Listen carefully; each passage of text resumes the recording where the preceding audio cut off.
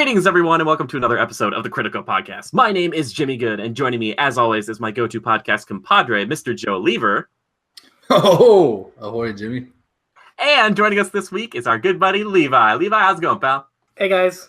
Look at it. We can see your face. We can see both of your beautiful faces. Yes, it's so good. Well, it just feels nice. That's all it does. Also, thank you guys so much for stopping by. Everybody watching us, we really appreciate it. We've getting some good feedback recently, so we really, really appreciate that too, from all of our Legionnaires. But if you've never seen the show before, we talk about movies, games, TV shows, cookbooks occasionally, maybe music once in a while. I don't know, anime sometimes too. We're going to start off with some news this week. Let's start off with something that maybe we'll see what the panel feels like first. God of War finally got a release date. It's coming out in April. Are either of you guys excited about God of War? Levi, do you have any hopes and dreams for this one coming up now? Not really.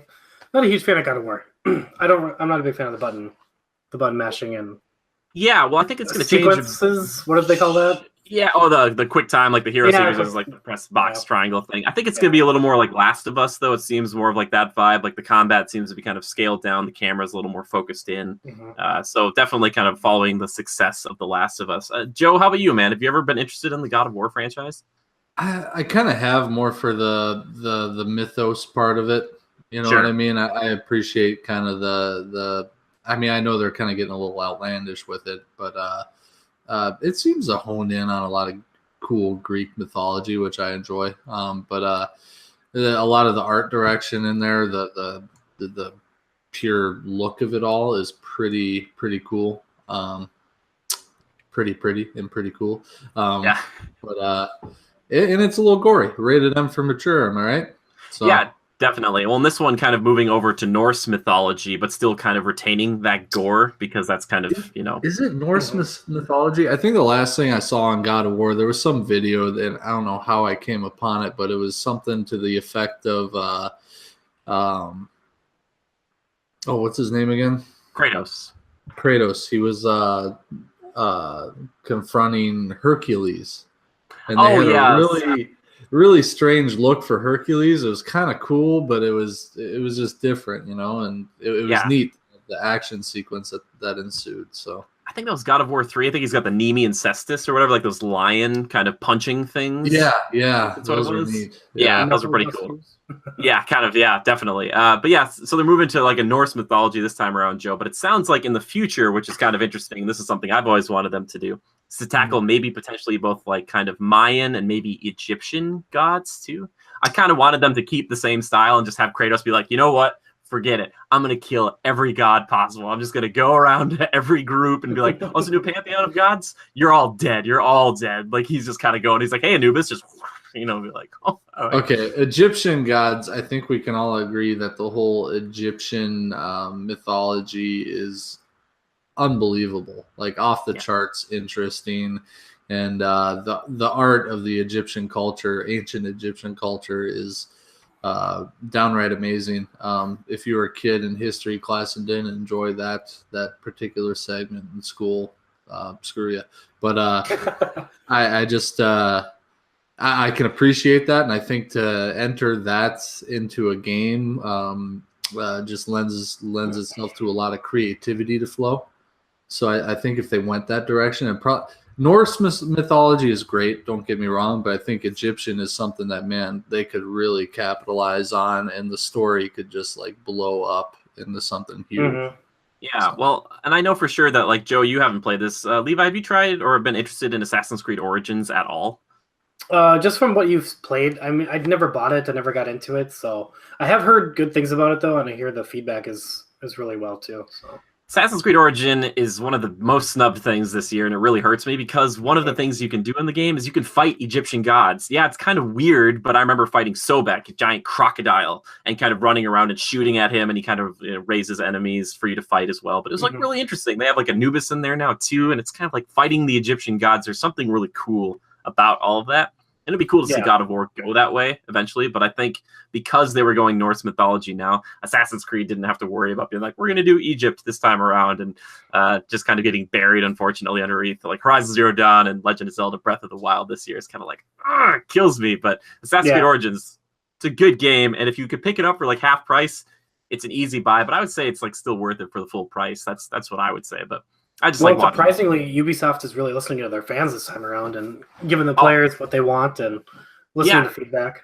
Totally. Well, I've heard like kind of criticisms and critiques saying that like this isn't necessarily an Assassin's Creed game. It's just like a new open world game with the Assassin's Creed. Doesn't matter anymore. Can you just go play the other 8 that are out there if you really want that traditional style? Yeah, it's like they still have like the leap of faith, and you're still skulking around and doing that stuff, but they just giving you so many options and giving you all those kind of RPG things on top of it in an Egyptian setting, which is so cool. And I didn't realize how close that butted up with all like the ancient Roman stuff. I didn't realize like that was all in there as well. So like you get all the Egypt stuff, but you get all this cool like ancient Roman stuff too, and it's like whoa, cool, like gladiatorial arenas and all this stuff too. I'm like, give me more of that. Yeah. So yeah. What do you mean how it butted up to ancient Roman? I didn't realize that they kind of coincided with one another, like depending on where you are, because like this isn't like the oldest version of Egypt. It's like Egypt is already established, the pyramids are already built. It's not like you're at the very beginning of like that Egyptian period. It's like when the Romans started to kind of be part of that, and Cleopatra and all that stuff. So it's like, I didn't realize those kind of came together. Like, because I'm not a huge history buff, I was just happy to see that, because obviously like the Legionnaires, I was like, I would see these guys and you fight kind of Legionnaire guys. I'm like, oh my gosh, like I'm fighting like my own people. So it is accurate, historically accurate. Yeah, Assassin's Creed tries to do its best. Obviously, it takes liberties here and there. Sure. You go back to like Assassin's Creed 3 with like the Revolutionary War, and it's like, well, you run into Ben Franklin and you were riding with Paul Revere, like on his horse, and it's like, but yeah. So they try to do their best to be as historically accurate as they can be, typically. So, but the further back you go, the harder it gets, to kind of piece that together. And you're like, well, this could have happened now, I guess. So. Yeah, it's a good game. I highly recommend it for anybody who likes Assassin's Creed open world games or doesn't like any of that. It's just a heck of a lot of fun. And guess what? I'm going to say right now, best bow of 2017. That's right. I'm telling you guys, it's so good. All the bows in that game feel so freaking good. You get headshots, it's like, ooh, the noise it makes. Oh. Even better than Horizon? I mean, that's like the key weapon. Okay. Yep. Mm-hmm. Why wasn't that in the critties, Jimmy? I know. I thought about it later, but then like we should have talked about it. Assassin's Creed deserves at least one award, and give it a best bow. They have like a shotgun bow too, and like a rapid fire bow. It doesn't make a lot of sense, but it's pretty cool. You're like, oh, it's like a machine gun bow, and you're like, how are you shooting it? He's in the Animus. Doesn't matter anymore.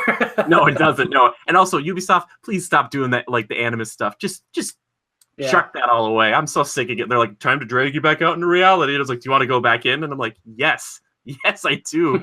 Oh my god, it's like when I watched the movie, I'm like, they're like, oh, do you want to be in there? I'm like, go back to the Animus. Sorry about that. Anyway, Assassin's Creed Origins, check it out. But with God of War kind of getting that release date, I think a lot of people are excited because they announced like a special edition the other week, and I was like, oh, they've got to be coming out with a release date soon. So the wait is coming to an end for everybody who's excited about it. So I'm happy for them, the diehards who are excited about it. Unfortunately, I do have some bad news, though. Anthem is being pushed back to 2019. Son of a beat. Saw that coming. Just like, no. We just talked about the other week about one of the most anticipated games of 2018. And Joe, you did put the air quotes up, which I think you and I and Levi, we all kind of knew. I think a lot of people were like, yeah, like, all right. We're gonna wait. A little ambitious for... Yeah, a little ambitious. Yep, exactly. And I have some more information here about that because I kind of figured Joe would want. Joe wants a little. Added onto the game. There's like 100 more hours of content. Actually, they're taking some of it off. No, I'm just kidding. No. So apparently, 2018 ruined. Apparently, there was a report to Kotaku about this, talking about that it was going to be coming in fall 2018, but they decided to push it back into early 2019. They still want it to be in that fiscal year, though, for EA, so it'll probably be out before or during March of 2019. So hopefully, at the most, we're still only waiting 1 year for it, which is nice because they've been working on it since like 2012. One of the reasons they cited for having issues with this was that there's been recent controversies, like the backlash from Star Wars Battlefront 2's loot box progression and Bungie's overall plans to address like the negative feedback for Destiny 2, which put more pressure on Anthem and its team. I don't know. What do you guys think? Like, Levi, what do you think about that? Do you think that makes sense? Like Anthem has to like kind of make up for all these other bigger games and be like, yes, we are the best thing that's similar to these things. How do you feel about that? I suppose they're thinking, let's fix what we've got out right now, and if we jump the gun and start on something new and put all of our resources into that, we're going to fall behind and not really address the problems that we've had with other games. So yeah, and we've seen this with Bungie before with releasing, Master Chief Collection and then Halo 5 right after that, and just saying, screw it, it's broken, just leave it. So yeah. Do you think that Anthem, like for you, are you excited about Anthem coming up? By the way, I guess we're gonna ask you about that. Oh yeah, absolutely. I watched the video game. When I was with you when we saw the premiere of it. So yeah.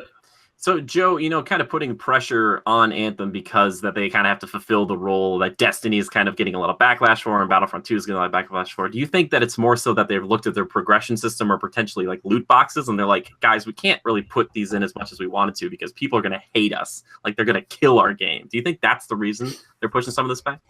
Well, the way I see it, Jimmy, is they got ridiculed for that kind of crap in Battlefront, but so it gave them some feedback, necessary feedback to make some adjustments, and those adjustments are ultimately going to result in more revenue because people are like, oh, they listened to us, they made the changes we wanted. Okay, I got to give it a shot, right? Okay, so there's opportunity there. Number two, there's opportunity in that they saw the failures and the qualms with Destiny 2. What was the other one that you had mentioned, Jimmy? Battlefront 2. That one there was something else. There's something else, but anywho, they see some of these other game developers putting games out. Bungie is an example. And any shortcomings they can identify by other games of a similar genre or type, they can adapt and really address some of those issues within their own game and capitalize on that, look at it as an opportunity to better themselves and differentiate themselves from the other games that are similar, and ultimately create that one game that everybody wants. Create the next Halo, so to speak, or the next Destiny 2.0 kind of a deal, and capitalize on their failures and fill the gaps. Yeah, no, definitely. I think that makes a lot of sense. And then, a lot of this also has to kind of tie into some of the problems they had with Mass Effect Andromeda, which released last year and had a lot of technical issues. A lot of the money that was supposed to be spent probably on that game got pushed over to Anthem. That's kind of the guess that a lot of people are going with. So I'm thinking take it. Yeah, exactly. Yeah. BioWare's kind of like, all right, so we've got that. Other games that are like our game have gotten a lot of hatred recently for some of the things they do in it. So let's make sure it's technically super proficient and really, really polished so we don't have people making fun of how our characters look.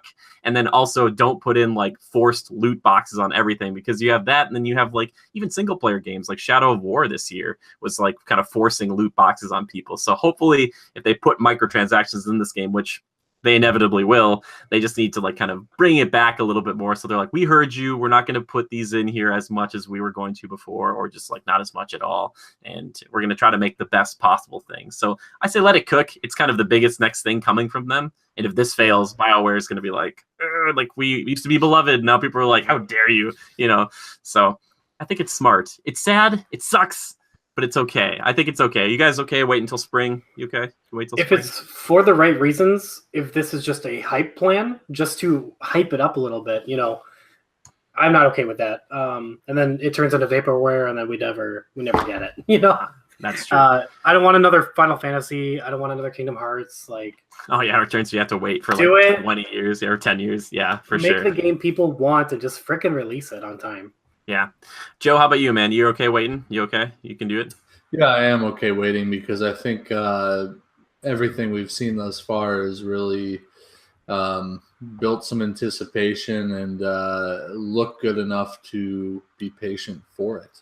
I think it's kind of it's a mixture of a lot of the games we've been playing, as far as things like Destiny, even Call of Duty. I mean, it's a shooter of sorts.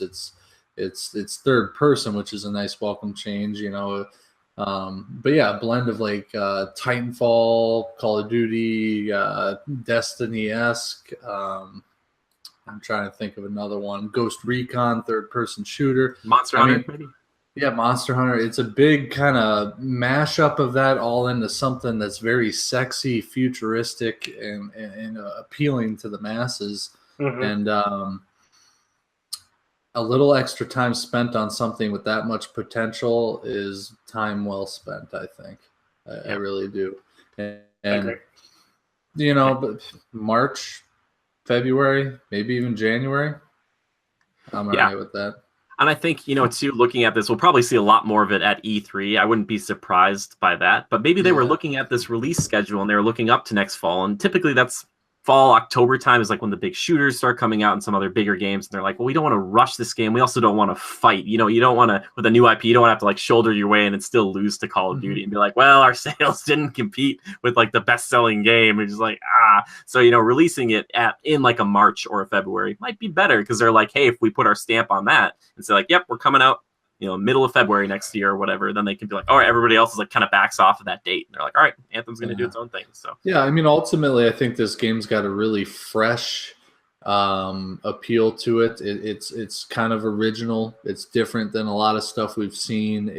And most of all, it's just fresh. It's just that new car feeling. It looks sharp. And I think people will kind of have the same feelings that we're having, in that this extra time spent may be well worth it, because this is something that could really reinvigorate the community. Little boost, if you will, something that's a little step in a different direction. Something. Again, it's original. I think it'll be really cool. So yeah. Well, speaking of things that need reinvigoration, you guys know about the Dark Universe, right, Joe? We've talked about it with the Mummy. Levi, you know a little bit about this Dark Universe. They already tried the defibrillator on it. It failed. They called the time of death. Let it die. Okay. So Levi, you're relatively familiar with it. Some more bad news for the Dark Universe diehard fans, such as myself. That's a joke. It's being reconfigured after losing a writer for The Invisible Man, which is going to star Johnny Depp, which I think some people would actually prefer Johnny Depp to be invisible. It doesn't seem like the Dark Universe is going in a good direction. The only thing that could maybe save this thing was a recent talk with Guillermo del Toro, who recently said he felt bad that he was given the option to run the Dark Universe a few years back. And they said, like, hey, Guillermo, do you want to run this thing? And he's like, I don't know if I want to be in charge of a gigantic franchise like this. But maybe now they take a few years, they kind of reset it, have him do it, have someone who's excited about, filming all these different types of monsters in different creative ways.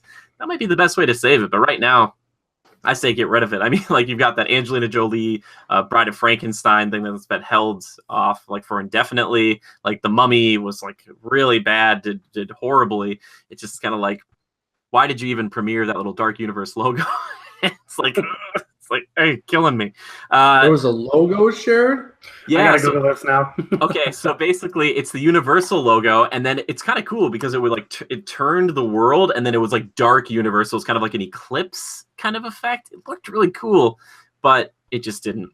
They just wanted to build that world so quickly, and I think that's just a lesson in if you want to build a universe, you can't rush it, because people see it and they're like, also kind of stupid.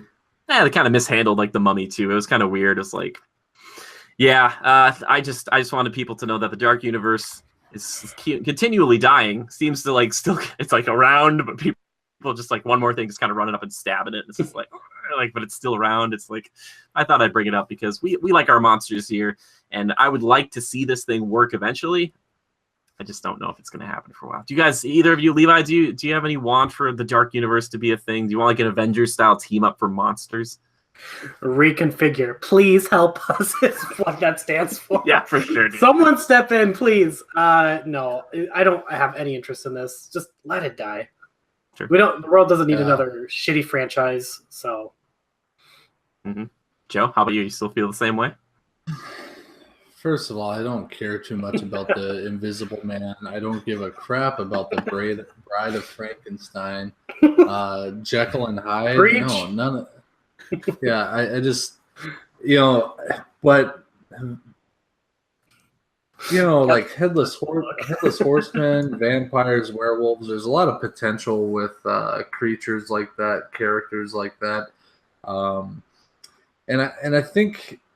Halloween is kind of, it's a holiday for a reason, right? There's something about that fall time that kind of, ambiance, if you will, that it needs something, right? In horror movies, as of late, every once in a while you get one that glitters a bit and that's appealing, and then other times they're just formulaic, fall flat, suck. Um, if Universal is willing to sink money into some monster movies, then by all means, please do so, but get people in charge that can do it correctly. Character development that's done properly, casting that's done properly. I don't know that I always need some big name star to be the guy or the girl. And make it more of an intimate setting. I don't need some sort of Avengers style thing. I think that's a little far fetched. If the world is a coexisting world, then great. I think that's doable. But to have them all come together with some sort of weird common interest is really hard to do and far fetched. And you're not going to market a monster movie to nothing but 1-year-olds to 10-year-olds. That's just not the target group you're after. So you got to keep this thing realistic and have it hit home with people and kind of give that Halloween vibe, but you got to do it justice. It's been done wrong too many times, and to keep trying and half-assing it is not good. You got to put the effort forth. Yeah. Well, speaking of creepy crawly things, there's been some rumors about the most recent film Venom coming up here with starring Tom Hardy. Apparently, our old friend of the show, Tom Holland, has potentially been seen shooting some scenes on set for Venom. Now, is he going to be Peter Parker? Is he going to be Spider-Man in the movie? Is he not going to be in it at all? Does this tie it to the MCU? So many questions. I guess my question to you, Levi, is if Tom Holland is in this Venom standalone film, which isn't connected to the MCU right now, do you think that it would be good for Sony to try and make it part of that and play ball with Kevin Feige? Should they just be hey, let's make this work? Or are they trying to kind of steal Tom Holland already away from the MCU stuff? He's always been in the Spider universe that we're crafting over here. Do you think this is a good idea? I guess is my question. I'd be interested to see what happens. I mean, Tom Holland has this certain light about him, just his character, his personality. And that's why it works so well for Marvel. I don't know how well that would work for a dark film that they're going for with Venom here. I mean, that's the tone they're going for, is an R-rated, not a Marvel movie. So I'd be interested, absolutely. Tom Holland is a great actor, so we could expect some great things. Almost like you're pouring a bit of some old high mileage motor oil into a jar of water. Does it mix well? You know what I mean? Oil, water, they separate, right? Yeah, don't know what you mean. You just said oil and water, but he's high mileage oil. He's you're gonna make some sort of motocross. I had to make the distinction that the oil is blackened. Gotcha. Blackened in the end. Sorry. Nobody says blackened anymore. I'm a Metallica fan. He loves them. Loves them so much. We won't go there. Hey, you know why Metallica plays all the really big venues and all the nice new stadiums? Why? Because they're all ADA accessible. Oh, there you go. Accessible. I get it. I was gonna say, well, they're also an extremely popular band. Anyway, so okay.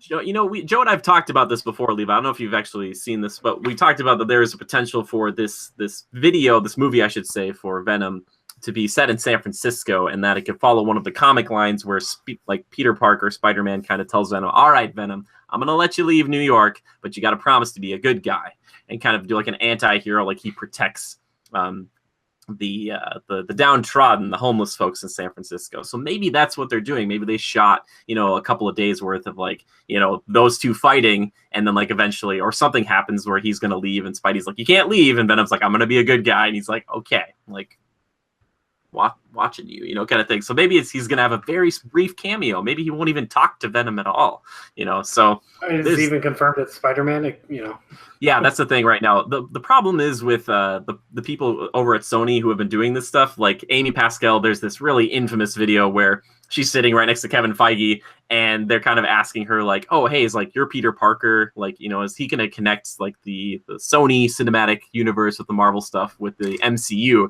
And she's like, "Well, who knows?" or whatever, kind of like playing it off. Kevin Feige does this like really big gulp, like kind of like, "We have not confirmed this. We have not said anything about this," because Kevin Feige likes to play it pretty close to the vest until he's like, for sure. And I'm sure a lot of that has to do with Disney being like, "Oh, you better get it in line," like it's like, don't mess around. But Joe, you and I, we want to see Venom in the MCU, right? Like, so for me, I'm like, do it, just like make it work, right? Just like, come on, let's go.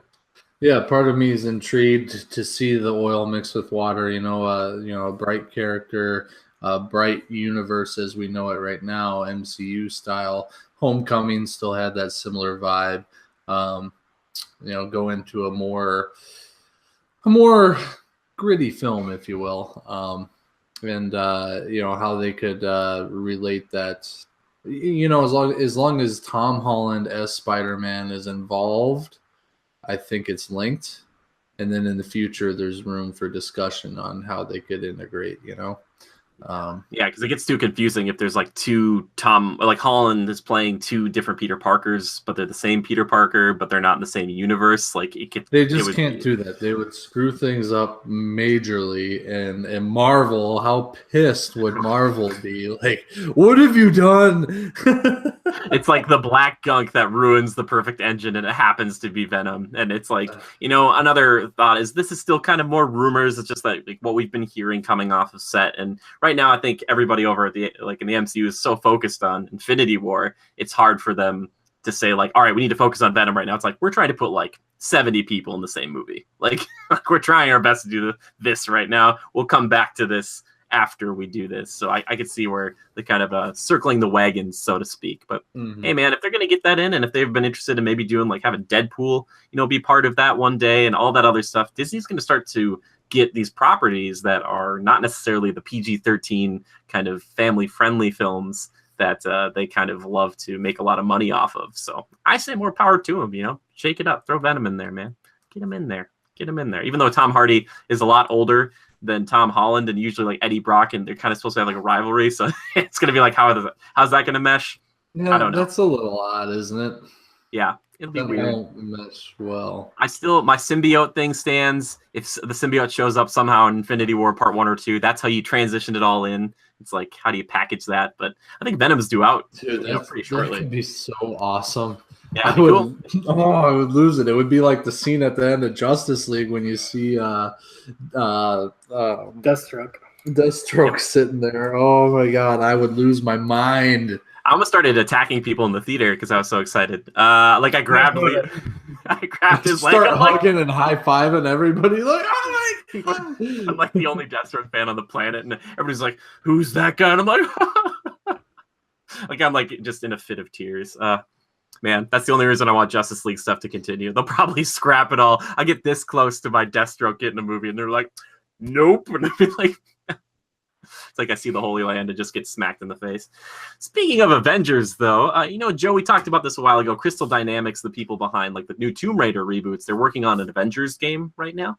And apparently they just hired a bunch of people, some really, really talented folks to come work on the Avengers games. A creative director from Uncharted: The Lost Legacy that came out. They also have a product developer who came out of Visceral Games, which I think is really exciting. Now, Levi, I know the other day we were talking about like what a really good Star Wars game would entail. Like for you, what would a cool Avengers game be like if they could bring something out, like maybe a third-person action-y type of thing, but it could be something different? What would you like to see? Hasn't this been done with Lego already? Avengers Lego game? I mean, I don't know. Besides just better graphics, I don't know what else you could do with that, with those kind of characters. I don't know what kind of game you would even have for that. Yeah, that's the hard part, because like if you have an Avengers game, there's like Hulk and Thor play so differently than like Black Widow and Hawkeye. It can't be an RPG, but a fun action game, sure. I mean, do they make like an X-Men Legends, like a beat 'em up? Do you think they would ever consider doing that? I don't know if we need another one of those, but we could do that. They could do that with the Avengers, or maybe they'll do something fresh that we haven't seen before. I mean, that'd be nice.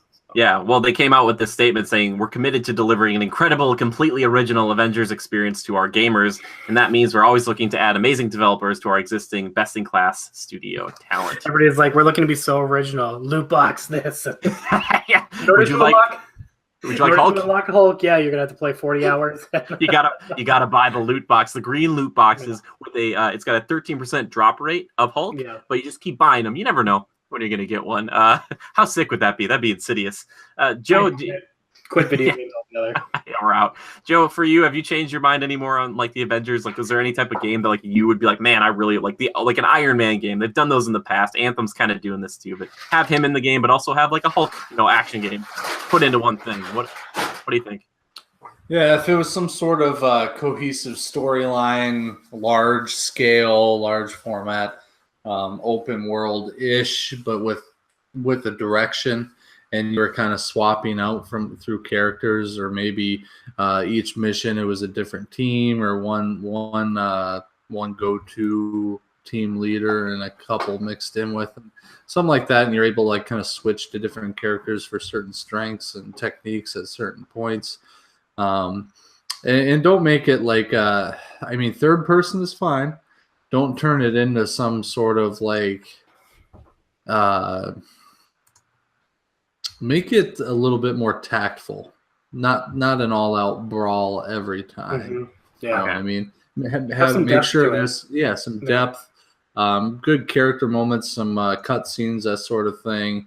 So that has depth and some good emotional connection to it, and then make some more intimate moments as well, and not just all-out brawls, war zone type stuff.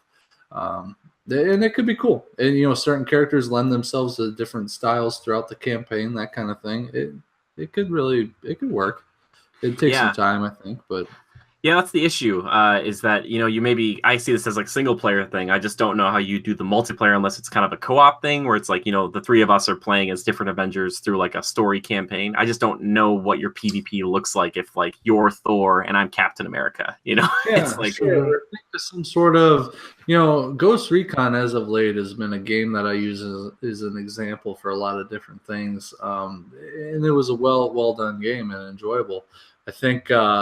There you hop into a campaign. Each person has their own story, and it depends on who you join. You can help that person complete stages of their campaign, and there's missions throughout in this open world arena.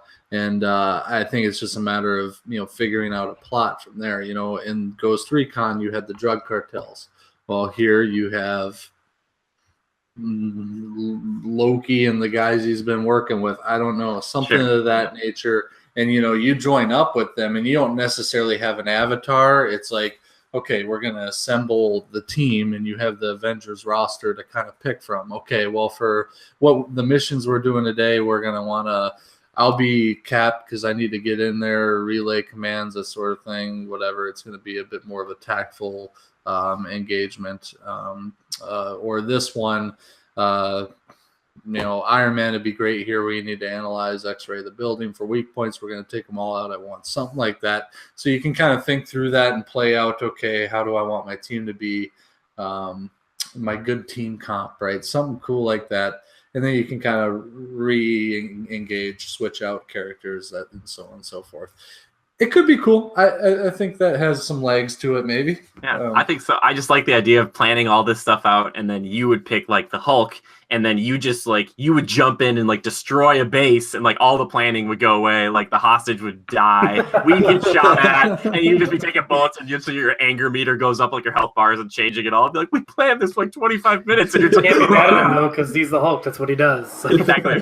Like we could do all this, or we could just send in the Hulk and be like, yeah, let's just do that. The hostages are at the center of this parking complex, 30 stories high.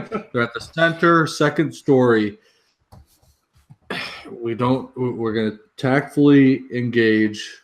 We can't alert the enemy. Sir, the Hulk just busted through the roof. He's on the second floor. Yeah, the bombs went off. Like, it's okay. We're sorry. Damn it, Joe.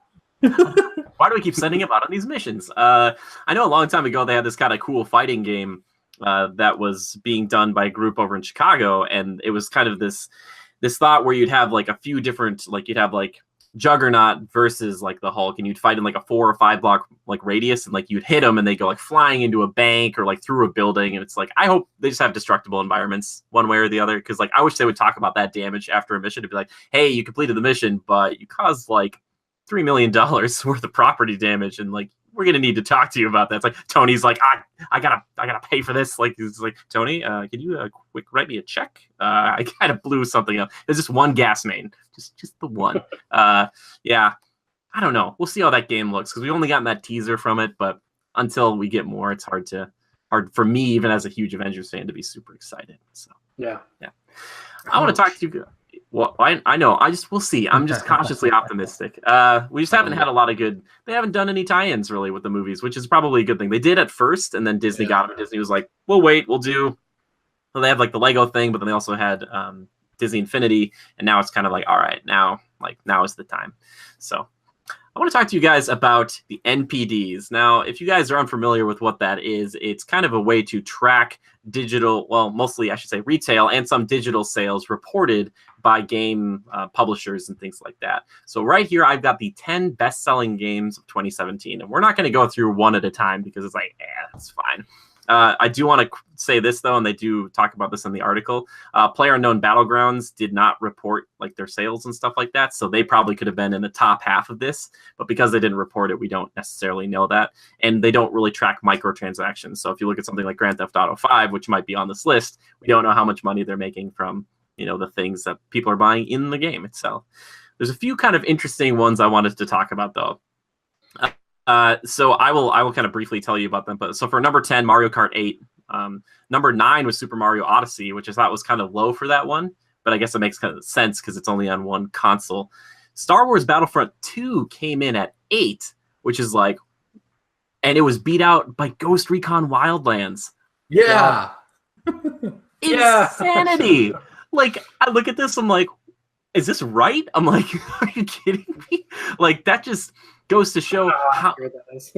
Yeah, well, it's just like this is obviously the sales that we have. I think mostly they said like retail, but that right there is kind of crazy because if this is true, you're looking at so much backlash that Battlefront 2 got. And Levi, you played a little bit of Battlefront 2. Do you want to share your experience with us?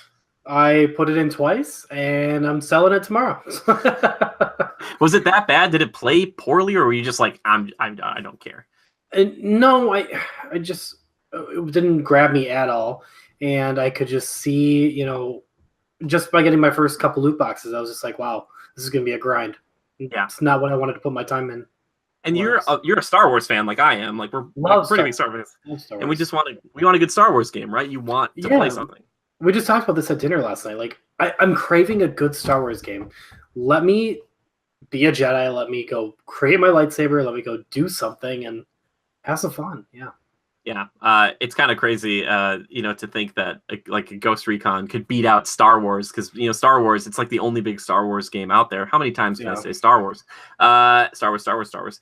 But it's kind of baffling to me, but which is kind of cool for Ghost Recon Wildlands, to have so much love. And they've done a good job. I think Ubisoft this year has done a great job of not only releasing really kind of fun games, but also supporting the heck out of those games. I look at this game, I look at For Honor, I look at some stuff like Rainbow Six Siege, like all these things are just constantly Assassin's Creed Origins, like they're always putting new stuff out. It's like free stuff, some of it's paid, obviously, but they're doing such a great job of supporting that, and that's one of the reasons I think that thing stayed on the list. Plus, it sold like flipping hotcakes when it came out. Like I remember like hearing stuff about them, like it's selling how well? Like everybody wanted it. They're just like, I want this game. Yeah. So yeah, I'm hoping that all these open world games can learn from each other in the future, and that the next Ghost Recon Wildlands can be even greater, and maybe actually bring back active camo. It was in Future Soldier. It was so cool. Like everybody was invisible. You'd line up the shots with your buddies. Like you have little laser pointers.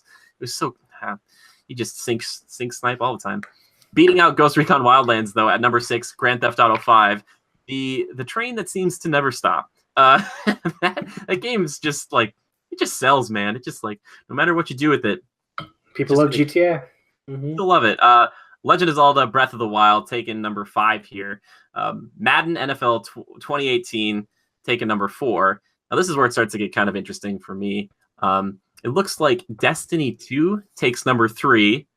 NBA 2K18 takes number 2. And can you guys guess what number 1 was? Levi, do you have any guesses for number 1 here? Madden? No, I said Madden for 4. Oh, Think of one that comes out every year. Everybody talks about. I don't know. Think of shooting. Think of war. Call of Duty 2? World War II? Yep, Call of Duty World War II. Yuck. Yeah, another big year for Activision because they have that and Destiny, and yeah. Stop encouraging them. Well, that's the thing. Call of Duty. I think I try to figure this out because something I think about a lot too. Because like Levi and I don't really play a lot of Call of Duty. I know Joe will typically indulge once every other year or so, but Call of Duty, it just seems to be consistently good, and so many people just know that as just like the video game, or like if you get that, you might get that, and maybe Madden, and that's the 2 games you get that year. I think there's a lot of people who do just that. They're like, I just have Call of Duty, I play Call of Duty for the entire year. New one comes out, I just buy the new one. So that's why Call of Duty is gonna reign supreme, as it seems to, even though it's not winning a bunch of awards, like nobody's really talking about it. It just sells incredibly well. Levi, is there any part of you that you played Battlefront 2, and we played some you played some Destiny 2 a little bit, right? Yeah, if I remember correctly. Quite a bit. Yeah. Okay. Did you like that a lot? Yeah, I liked the first month or 2 of Destiny for sure. Yeah, it wasn't enough to really keep me interested to keep playing. Usually, traditional MMO will give me something to work towards, and that's what keeps you hooked. World of Warcraft and other MMOs that are successful. Yeah, I think that's the issue with Destiny, though, is that it's kind of like a light MMO where it kind of has those things and mechanics in place, but it doesn't put them at the forefront, and then people kind of fall off, and they're like, I don't need to stick my time into a game and just get an emblem out of it, or, get some major, a little bit of minor, better gear, so... Yeah, and that's I think that's a really it's the carrot and the stick. Like you want to be able to actually get to that carrot and have it be something really good. Because like with Destiny, you just kind of obviously there's other MMOs, just randomized loot and stuff like that. But you got to a point where it was kind of the end game. There was a certain tier you got to, and then it was just kind of grinding out things to get just like incrementally better things to kind of. And I think that's just the problem with MMOs. So. All right, so Joe, Call of Duty World War II, top on the list again. Joe, do you like this Call of Duty? Do you feel like it's fresh? Do you feel like it's something that should be at the top of this list?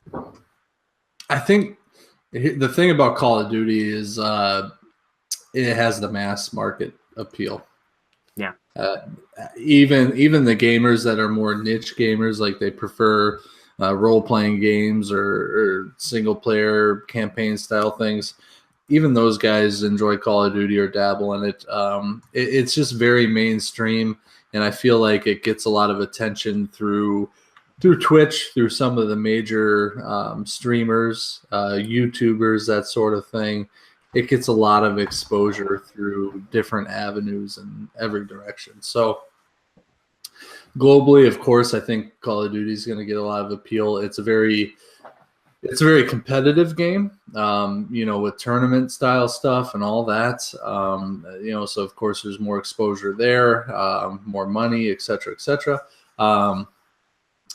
I think Call of Duty World War II is in a class of its own when compared to some of the most recent Call of Duty versions. I really do. They stepped it up this year, and I think it's deserved. It's been around for quite a while. Do I think it's original? Not really. We've seen this kind of stuff before. Yeah, nothing new necessarily. Not that it's not well done. I mean, the quality is by far there. It's just you can't take down a monopoly. Yeah, it's too hard. What do you want to call it? Yeah. Their roots are planted and they're deep. Yep. Yeah, exactly. And again, we aren't seeing all the sales numbers, but I'm not surprised that Call of Duty got it. It's one of those things where, like I said before, it's not winning a ton of awards, but it doesn't need to. Like most of the people who are still buying this game are just people who've always bought this game, or people who are just like, the only way that they could ruin this is themselves. The only people that can ruin it is Activision themselves. So keep catering to your fan base, keep doing the things that people like, and you won't have a mutiny. Yeah, and they even took a step back, right? They were going with the whole futuristic gag, which I think people got a little sick of, and then they took a step back to something more original isn't the word, but just gritty and grounded. I think people enjoyed it. It was a good palate cleanser from all this future-y crap that's been pushed on us through a lot of different games. Let's face it, not much is going back to the whole World War II historical type stuff. So I think this is fresh and much needed. I just, it's not too different from what we've seen in the past, but it's just, there's so much money behind it from all the games that came before it. It's so established, and that money management shows here. So, so it came out number 1, top 10 grossing games of 2017. Yeah, at least copies sold, or at least that seems to be. Sure. And like I said before, PlayerUnknown Battleground, not on this list because we don't know those numbers, but it sold like crazy on PC, and it's already sold like 3 million copies on Xbox One. So I wouldn't be surprised to see that in the top 10 list somewhere for sure. So which other ones did you cover, Jimmy? Fill the gaps for us. You covered what, 9 and 10? Oh no, we covered all of them. I could go back. I will do a quick recap for anyone who is like, Jimmy, you need to go over this again because it means Destiny 2 was in there, right? Yeah. Okay. So starting at 10, working our way down, Mario Kart 8, then 9, Super Mario Odyssey, 8 was Star Wars Battlefront 2, 7 is Tom Clancy's Ghost Recon Wildlands, number 6 is Grand Theft Auto 5, 5 is The Legend of Zelda Breath of the Wild, 4 Madden NFL 18, 3 Destiny 2, 2 NBA 2K18, and number 1 Call of Duty World War 2. If PUBG was on here, I would probably put it. It's probably up in the top 3 though, so you might be seeing one of those get knocked off, but that's totally fine. So this makes sense. Did you mention at all how surprising it is to see? I don't know that it's surprising, but it's just wow. Grand Theft Auto 5 is on there.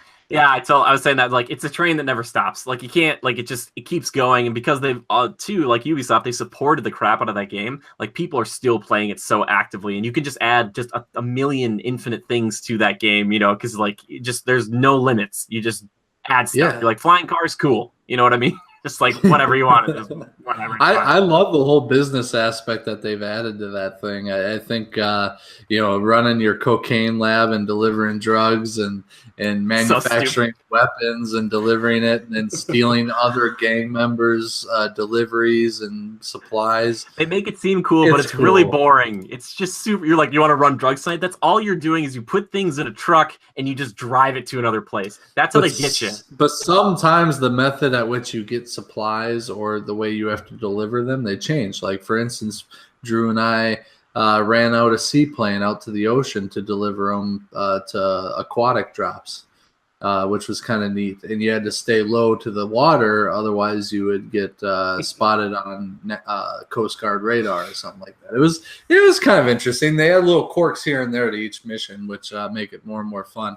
Not to mention you get cool vehicles like the semi with the big cone plow on the front, so you're just going down the highway and cars are flying over your head. It makes it easier. Makes you easier to drive from point A to point B, and you're like, they made it easier for me to do it, and I can do it more. It's just like I just keep driving. It's like I go here, I get to fly here. It's the same thing. It's just to go really close to the water. Like to me, I'm like, there's nothing different about it. Yeah, you're changing vehicles, which is cool, and I understand that aspect. For me, I'm like, we just did that a few times. I'm like, okay. So yeah, but that was early on before we started making it a little bigger, and I think we even did one where. Oh, what were we doing? We had to deliver our weapons plant, or our weapons bunker had manufactured like an armored vehicle with a turret on it, and we had to deliver that. But there were AI characters, military characters chasing us down with similar vehicles, and we had to take them out in helicopters and stuff. And it actually got like super intense. Sure. And I don't know. Drew and I were having a blast with it, and that was just after the seaplane mission. They kept getting better and better. Yeah. So it does change. It does develop, which I liked, because otherwise, yeah, I agree with you. Just running from here to there and making sure you don't get caught is kind of blah. Yeah, it's not a fun game, but you know what is a fun game? The one that I set up for you boys today. Oh, you guys are going to love it. It's going to be so great. I call it Quick Draw. All right, so you guys, okay, here's what we're going to do. I am going to read to you a very, very brief plot synopsis from a superhero film you've probably both seen, and I want you to do the quick draw motion when you know which one it is, all right? So you got to do this first, and then I'll call on you. But I gotta see you go with the quick draw. Gotta do quick draw, like that.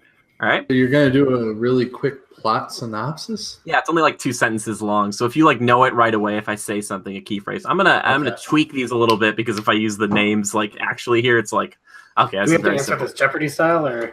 Nope, you can just answer it. Just be like, I think it's this, and I will keep track. And the winner gets a special prize. What's it gonna be?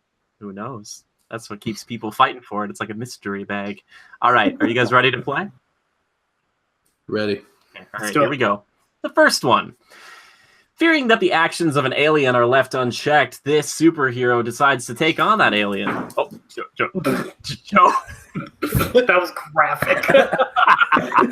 I was going to yell, bang, bang, bang, bang, bang, bang. That did not look okay. I respect the fact that you did it. I saw you throw the hammer back. It was good. And the hammer, man. And you didn't need to make a noise, which I appreciate too, because I didn't tell you to make a noise, so you respected the rules. Joe, what is this one?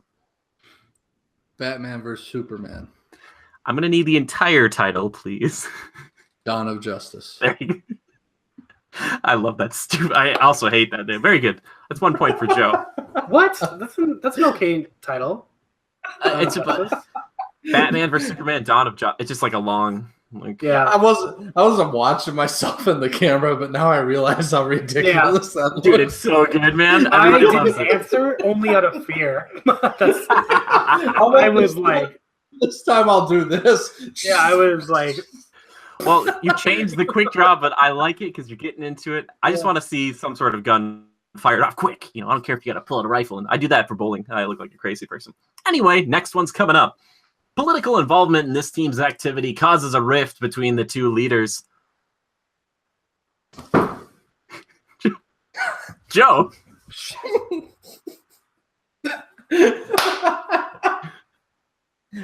Captain America: Civil War. That's very good. Very good. dang it. God, you All guys right. are killing me on these. Levi, it's okay. We got a few coming up that I think you'll be suited for too. All right. I did it again. A secret government agency recruits some of the most dangerous incarcerated supervillains to form a. Oh my God, that looked like the same time. All right, because Joe's ahead. Joe. Because Joe's ahead, I'm gonna give Levi a chance here. Levi, what is it? Suicide Squad. There you go. Okay, he's on the board. So, well, I like to keep it fair, kind of fair. Anyway, Dawn of Jared Leto. that would have been an excellent title. All right. While on a journey of physical and spiritual healing, a brilliant neurosurgeon is drawn in. Joe, I'm going to have to ask you to refrain from making noises, but you did go first, so. Damn it. I'm sorry. Oh, Joe? it's my favorite movie. Or my Doctor favorite Strange. movie. Very good. I was like, I watched it with both you guys, so like, if Oh, you guys. love Doctor Strange. All right, Levi, Yeah, you gotta. okay. We only have a few more to do here. A group of intergalactic criminals are forced to work together to stop a. Oh my, Levi! I'm gonna have to ask you to refrain, but you did. I feel like if we don't make a noise, then there's more potential for a tie, and I don't like that. That's We're true. just I gonna guess, go I guess that's true. So I can see your face pop up. Anyway, so which one is it, Levi? Guardians of the Galaxy. All right, Levi's back. All right, so it's 3-2. We're gonna do 2 more. All right. So Levi, if you want to win, you got to get these both. But if Joe wants to win, he just needs to get 1 more. So here we go. When 2 brilliant scientists try to jumpstart a dormant peacekeeping program, things go horribly wrong, and it's up to Earth's mightiest. Joe? Avengers: Age of Ultron. That is correct. All right. Dang it. We're gonna do the last one just because it's right here. Armed with a super suit with the astonishing ability to shrink in scale but increase in strength. Oh, Levi's all over it. Levi, what is it? Ant-Man. There you go. Very good. I'm giving you that one. That was fun, guys. Good job. I wanted to do these other ones, but they're so. Do this again with music, and I'll beat both of you. I wouldn't. I'll play a snippet of a song, and you guys have to guess the song. Oh my gosh, that would be really fun to do. You'd have to make it like kind of metal for both of us to be in the same, because you play like country thing for Joe, and I'd be like, "You want to try it? Is this Dave Matthews Band, or people are all? You know what? I bet you could play a couple of things, and you guys would get it right away. Yeah. But yeah, that was a fun game, Joe. Yeah. You are the winner of this first episode of the Quick Draw. Thank you. Joe, Thank you. He gets Lily. you get this award, which is actually High praise from me. Good job, buddy. You did it. Here's a pat on the shoulder for you. Oh, Jeez, I was sweating a little bit. Well, you don't always get my praise, so you put that in a bushel basket and you save it for a rainy day. When you're having a bad day, you just crack it open. And you're like, well, Jimmy thinks I'm good at this. Anyway, it's time to move into that segment that I like to call, Levi likes to call, Joe likes to call, that we all like to call. Joe, hit us with it. Timekillers. That's right. It's time for Timekillers. Games we're playing, the TV shows we're why do watching. we always have to go into this segment like Jack Nicholson from The Shining? Like The movies we've been viewing. Here's Jimmy. So The anyway, cookbooks we've been reading. I can't read those things without salivating. Anyway, Levi, what have you been killing time with, pal? Oh man, I have gotten back into WoW. The addiction is real. 10 years Okay. and counting. Okay. God, more than 10 years. Oh God, it's been 13 years. Yeah, it has been. 14 years. I'm gonna cry. No, WoW just released patch 7.3.5, and I am back at it, and I am streaming, and I am leveling a new character, and dang it, I'm having fun with it. Damn you, Blizzard. That's all that matters, man. As long as you're on I'm very close to beating Cuphead. Probably Dude. going to do some streaming of that this week. catching up to you. I know you are. Other than that, yeah, those two games. And then James lent me his PlayStation 4, so I'll be playing some Horizon Zero Dawn and next month Shadow of Colossus. So, Yeah, dude. There's going to be some good games coming out. Yeah. Cool. Nice. Joe, how about you, man? What have you been killing time with, pal? Not a heck of a lot. I did try out that beta for Metal Gear Survival. Yeah, Survive or whatever. Survive, yeah. And yeah, I know you tried a little bit of it as well, Jimmy. You turned me on to it, and I gave it a little bit of a try. I think Drew and I played a little bit to try and survive, and it's kind of complicated. I almost had a hard time understanding it, and I didn't feel intrigued enough to read like the 50 pages of tutorial notes on like what to do. They don't do a good job of showing you what to do in that game. Yeah. Yeah, so I'm like you can attack guys and kill them, okay, whatever. Or I was able to get a assault rifle and a shotgun, and I had a longbow. Then I was like, all right, so I got assault rifle and longbow. I should be able to just drop all these people, right? I ran out of ammo, like 3 bad guys in, and the bow and arrow, you have to shoot them like 20 times, and I've only got 60 arrows, and it was something else. It was something else. I kind of figured out like the more I collect, the better off I am, and so I kept doing that, but inevitably I couldn't fight off the monsters quick enough. Yeah. So you lasted like 1 to round 2 and you were done. Yeah. It's weird. Well, it's running off of like the Metal Gear Solid 5 engine. So anybody who played that game, it's like the same controls, but you play it with buddies and protect like a base from zombies, but you have to go out and collect stuff in between the waves. So it's kind of like a Fortnite scenario. But yeah, I'm with you, Joe. It felt a little weird. I thought it could be fun, but at the same time, it's only going to be $40. So if you're kind of like, maybe that would help sway you one way or the other. But I don't know. I just wanted to try it out with you because I was like, it's just a co-op, game. Like, yeah, and it felt like it had a little bit, like the legs were there, they just weren't long enough to run. Sure. Oh, that's a good way to put it.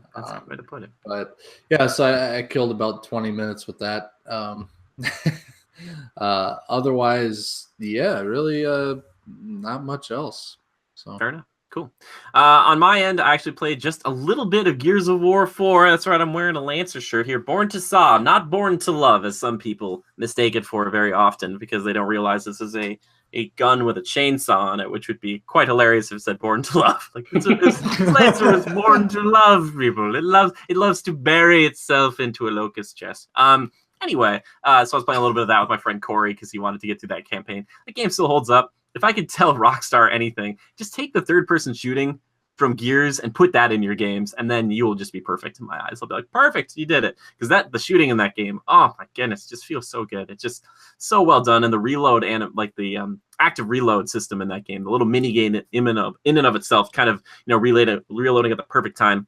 So excited, but I can't talk. I just love that system. I love kind of like if you screw up, it jams the gun, but if you do it well, you get like quicker reload and more damage. I don't know why your bullets do more damage, but it's just to incentivize you. So, yeah, I played a little bit of that. Played some Cuphead, catching up to Levi. Play a little Heroes of Storm here and there. And, oh, yeah, I'm actually going to go back and try to finish up Watch Dogs, the original Watch Dogs. I've heard the second one's really good. And this first game is really, like, dreary and drab and not always that fun. But I did play a mission the other day where I felt really cool because I went in with a silenced pistol into this, like, facility, dropped everybody in there, and made this, like, the level really easy for myself. But then it was really funny because they, like, I had, like, a cutscene, and then they had, like, a bunch of guys storm in to find me. And then I like snuck just like straight out the front gate. I was like looking around. I'm like, am I have to kill anybody? And then I was like, nope. And then I just was like, so I was like, just run out the front door. I'm like, okay, cool. The problem is after playing like Zelda, I tried to climb like some rocks. Couldn't climb those rocks. I was just like, you could jump up there, dude. And he's like, I'm not gonna do it. I'm like, jump over this railing. He's like, I'm not gonna do that either. I'm like this is like, so dang it, Zelda, you've broken me on open world games. So every game's got to have rock climbing. Just saying, it's gotta have it. But yeah, besides that, I watched Baby Driver the other night for like the second time.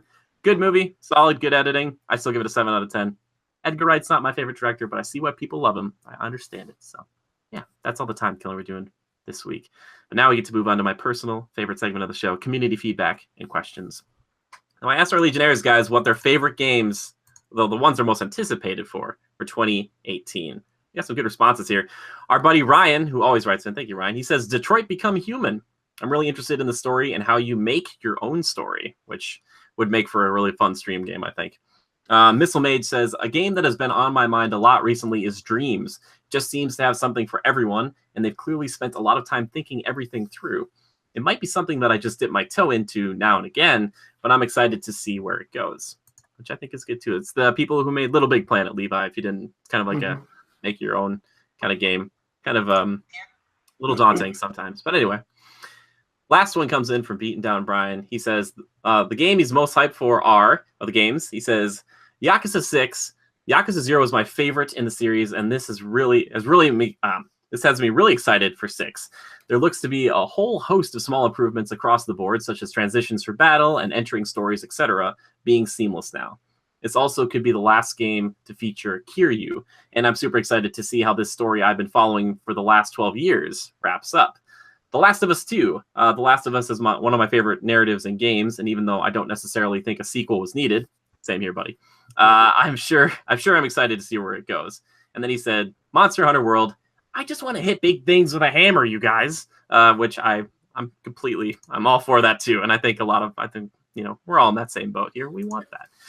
Yeah, my thoughts exactly. First question comes in from our good buddy Fragadin, and he said, I've asked this question before sometime last year, but is there a particular genre or franchise of game you've written off in the past that you would like to see yourself giving a chance this year? Levi, is there any genre or anything like that where you're like, man, I really want to try giving it a chance this year? What am I not a big fan of? I've never been a big fan of fighting games. I dipped my foot into it a little bit last year with Injustice 2, but yeah, I mean, if they made some good fighting games, I'd give it a shot this year. Is there, like, I know Dragon Ball FighterZ is like one of the big ones that came out this year, and I know they're going to revamp a bunch of Marvel vs. Capcom Infinite. Very hyped, yeah. Are either of those games the new Dragon Ball? Very hyped. I'll give it a shot.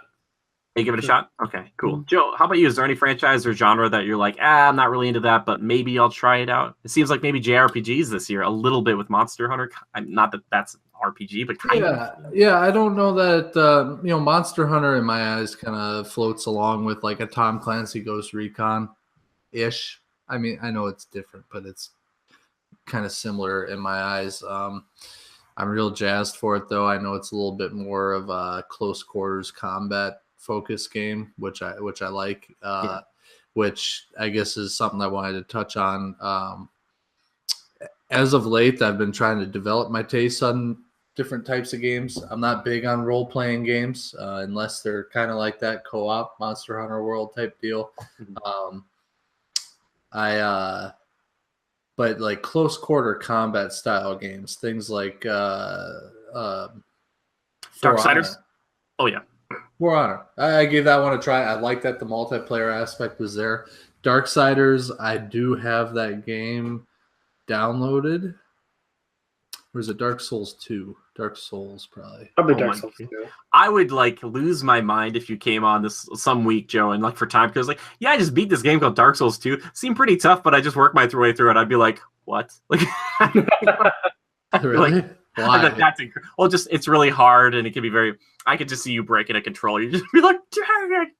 You just feel like it's like Daddy's angry. Yeah, patience. Lots and lots of patience. I'd be like the little kid watching my dad just like break stuff. I'm like, I'm sorry, like. It's hard, huh? Like beating bosses, that type of deal, or Yeah, and it's kind of like you have to do a little bit of grinding, for certain things. Like unless you're very, very skilled, which I am not, you can dodge around and learn a boss, but sometimes you die and you're like, why did I die there? That's so stupid. And you have to spend time getting back to the boss. And it's like, ugh. So, but anyway, sorry, I didn't mean to cut you off. You're getting in close melee combat style. So yeah, and I'm hoping to kind of satiate that hunger a little bit with Monster Hunter 2. I think that'll be fun. Obviously, that game's a little geared more towards my liking with the whole co-op campaign type deal, or not campaign, but just co-op focus. But fighting games, Levi mentioned that, and I gave it a try. I tried Mortal Kombat a while back just out of curiosity for the rated M for mature, but it was a slight letdown. Yeah, slightly. It no longer occupies storage space on my Xbox. But Injustice 2 reinvigorated me. I was like, okay, fighting combat games can be cool, and that kind of goes hand in hand with my close quarter combat thing. So, just games of that style. I'm so much of a first person shooter kind of guy. I'm trying to branch out slowly but surely. I will get there. I promise you.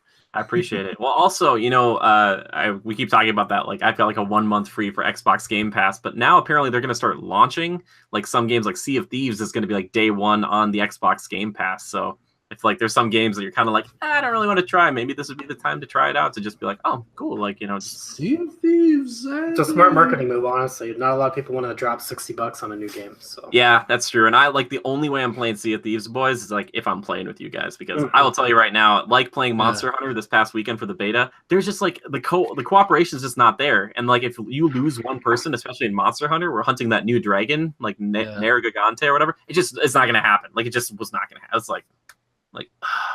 so you really need a team composition and working together. So now can you get by with two guys getting together? Like say it was just me and you on a weeknight, nobody else around, we just hop in.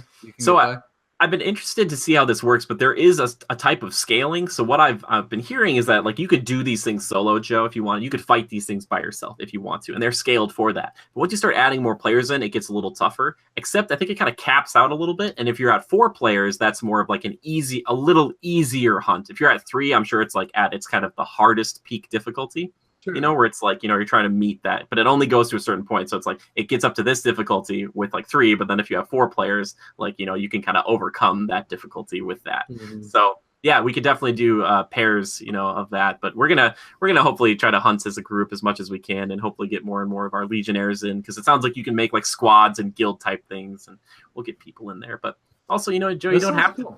You don't have to be up close if you don't want to. There's like 3 or 4 things you can use from the back line if you'd rather prefer to shoot it. So there are other options if you don't want to go smash it with a hammer. You could shoot it with a gun. So you just in the back. Joe, never change. You do you. Yeah, that's true. I'm kind of interested in a hammer or a sword.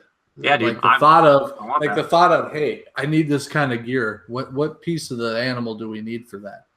Well, let me smash its tail off, huh? Yep, and that's the thing. I was actually watching that because I was wondering, because you're like, Joe, you're asking me, you're like, hey man, how do I progress in this game? So it looks like you start off with like the lowest level stuff, you fight, and then you get like pieces of certain like monsters, and then you make armor sets out of them and make weapons based on what. That's like a cool thing. I'm excited for that. I was like, that's really sweet. So like getting like stronger weapons. The weapons might not be looking like the monsters, but your outfits can sure look like that. And then if you kill like the Great Jagras, like the big yellow lizard guy, that might be beneficial because it like makes you have more defense towards dragons, but specifically to dragons only, not everybody else. So you're like, okay, I'm gonna hunt that thing for a bit, and then I need to get all the armor for that to go fight that thing. So now like oh man, there's so much to this game that I'm curious to learn.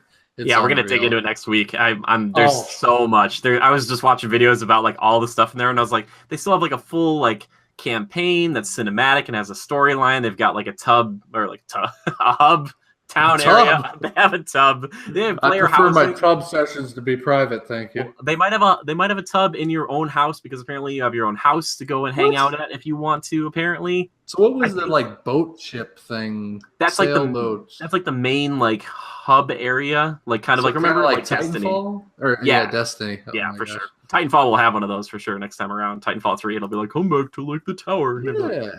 Yeah. Okay, so that's what I thought. That's the vibe I got. Okay, cool.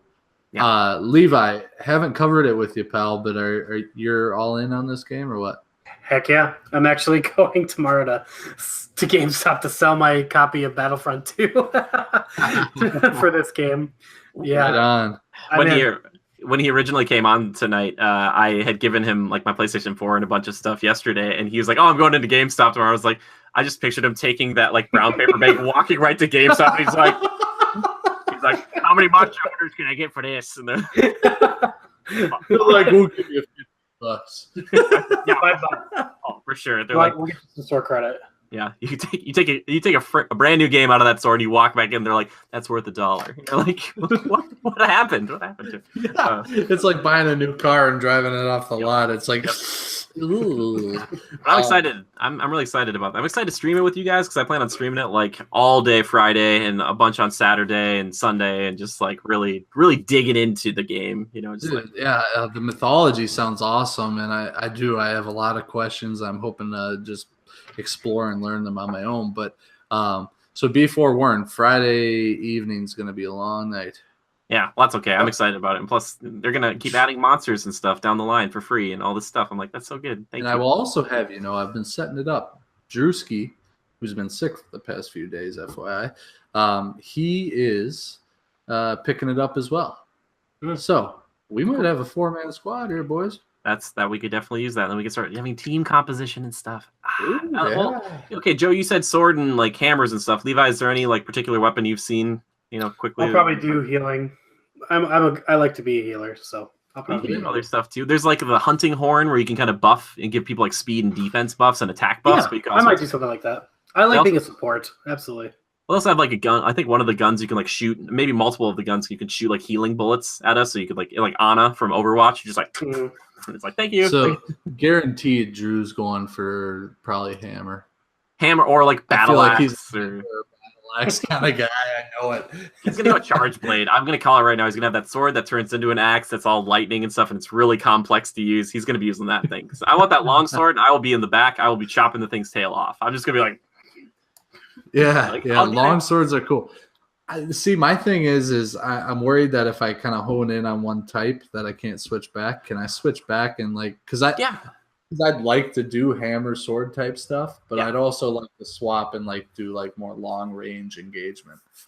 The only issue I would say we might have with that is that I'm not sure how grindy it's going to be. So it's like if you stick with one thing for a long time and you're like, I want to switch over to this gun, you might not be as efficient or it might not be as powerful as maybe like your hammer is. But if we kind of do a good job of saying like, hey guys, pick 2 or 3 things we like at the beginning and try to kind of even it out a little bit more, I think it'll be easier to switch between. Because like some nights you might be like, I just want to be shooting from the back line. And some nights you'll be like, I really want to use the hammer. I'll be like, all right, that's fine.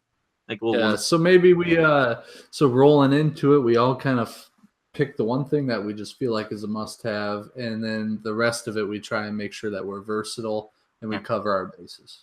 Yeah, we try to. But I mean, if anybody even looks at that long sword, I swear to goodness, I'm gonna find you in real life. I'm just kidding. I just want my big Sephiroth sword, baby, and just play the music because I'm like, needless to say, pretty amped for it. It looks amazing. I watched like all the trailers on Xbox on the store, and it looks cool. It looks cool. I love the monster design.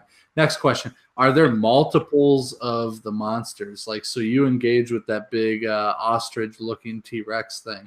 Yep. Is there another one of those in the world, or is it just one of every species? So for the main big things, it looks like there's just the one right now, but I haven't gone to the other maps to see if that's true right now, so I'm not sure. It looks like that's just the one, but the smaller ones there are multiple of. Yeah, can you beat the game?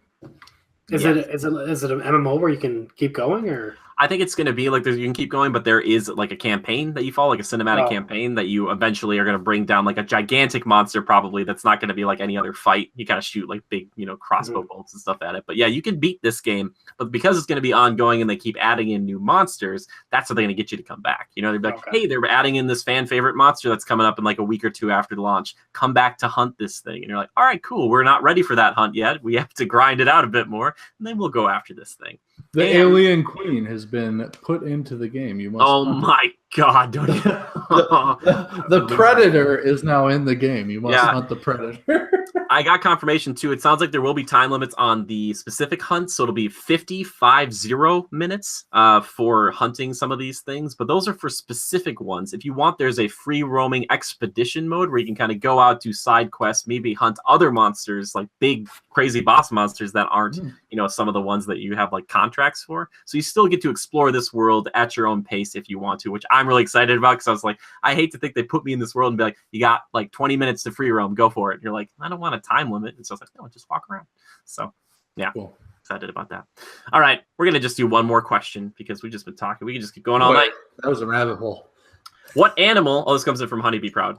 What animal do you think would be cutest if it was scaled down to the size of a cat? Levi? Horse. Horse? Oh, dang, that's a good one. Damn. All right. Joe? Go ahead, Jimmy. It's polar bear. How is that even a question? Or any bear? You take a bear, you make it the size of a cat. It's like it's a little bear cub for life. Wow, that was smart. Yeah, I've been thinking about it a lot. I like that.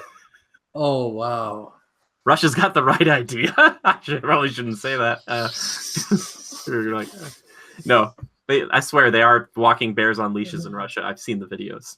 But no, a polar bear, like a little baby polar bear. Think of how cute that would be, and it wouldn't be tall enough to hurt you. Really.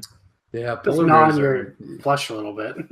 Yeah, that too. Mostly that. They're probably the most aggressive bear and the largest. Except for those pandas. Watch out. It's a blur of white and black. It's a panda attack. Sorry, I wrote a song a long time ago called Panda Attack. If you want to hear it, let me know. I will. Levi has disconnected from the. Oh, we lost again. We lost Levi. No. Yeah, man. I'm trying to think. What would I want scurrying around the floors of my house? I didn't think like, oh, good, a polar bear is going to be scurrying around my house. Levi's got a horse stomping around the hallways. Yep, clippity clop. Mm-hmm. I've got a spider the size of a cat. No, you have to downsize it too. I was upsizing. I'm sorry. Oh God, my skin's crawling just thinking of a spider that big. I'm starting to feel really bad for your teachers because like they probably give you those gimme on tests back in like grade school, and you still were just like the opposite direction of them. They're like, we just wrote it. I'm just like, I can't help it. I'm more creative than you are. Yeah, take a fly and jump, lady or guy, whatever. Would you take like a tiger? I know it's a cat, but like same thing, right? You just gotta balance out. Yeah, too similar. Man, yours was good. Yours was good. A polar bear. Polar bear. You know what? Let's come back to it at the end of the show. I'm gonna squeak in there with my pick for what animal should be downsized. That's fine. She'll come back and listen. Oh well, okay. Well, I mean, they have to listen to the end of this because you're gonna say it on this show, right? Yeah. Okay, excellent. Well, if you do have a question for the show that you want some of us to answer and some of us to maybe not answer because they aren't sure, you can feel free to tweet us at any time. You can tweet us the hashtag Critical Podcast. You can tweet it at Go Critical, which is capital G, capital C. That's just the account for Critical Reviews. Or you can tweet at me personally. I'm at JimmyGood013. If you want to tweet at Joe, you can tweet at Lever_627. That's Lever just like Beaver, only with an L. Excellent. And if you want to tweet at Levi, you can tweet at I'm at Levi Fletcher. Excellent. That's very, very straightforward. And as Levi was alluding to earlier, we do stream here over on twitch.tv/critical reviews. You can see Levi streaming some WoW now. He's going to start to stream some Rise of Zero Dawn, stream a bunch of stuff. I'm going to keep going with Cuphead. So there's a bunch of things going on over there. Sometimes it's XCOM 2 or Civilization 6, which I was having a lot of fun playing that with you recently, Levi. I love Civilization 6, man. What a game. I mostly handle the late night. So yeah, Levi comes. Yeah, I would say if I'm in the afternoons, Levi's going to be like late night streams for like the U.S. typically, unless you're up really early over in Europe or wherever else you are in the world. You know, I want to thank a few people. I want to thank This Is Dale for our amazing intro, outro music, and I want to thank the one, the only, the gracious and most wonderful Mr. Joran Evers, the guy who does all the art you see on the channel here. If you want some art done by Joran, you can get a commission done. You just check him out at Naraj28 or at Jade Circle Art over on Twitter. But if you want to support him and us at the exact same time, you can check us out on patreon.com/critical reviews to see how you can get a really cool custom avatar with your face on it and some other really cool rewards like getting this podcast a day early. So if you throw in $5 a month, you get every podcast of that month a day early. Some people really want that on Friday as opposed to Saturday. So yeah, and I appreciate everybody who's been supporting us, even at $1. You know, that's huge. We really appreciate it. And if you can't donate, you can always share it with a friend. That always helps. You know, just sharing, just hitting that share button on Twitter, the retweet and all that. Oh man, you guys don't realize. We appreciate it. We appreciate it greatly. But guys, Joe, Levi, thank you so much for being on the show. I appreciate it, boys. Thank you. Absolutely, sir. Thank you. No, it's great. I hope we can do more of this where we have you guys both on, because it's more fun for me to watch just the chaos ensue, especially when we have a good time. We do, especially next week, because we're talking Monster Hunter next week. We're gonna get into it. Like, we're gonna do a review in progress. It's gonna be so good. We're just gonna be playing. Will we even do a podcast next week? I don't know. We might play Monster Hunter. We might just be like, should we do it now? Just do. Okay. Well, thank you so much, dear Legionnaire, for watching. We really appreciate it. And until next week, just remember to adapt and overcome. Bye.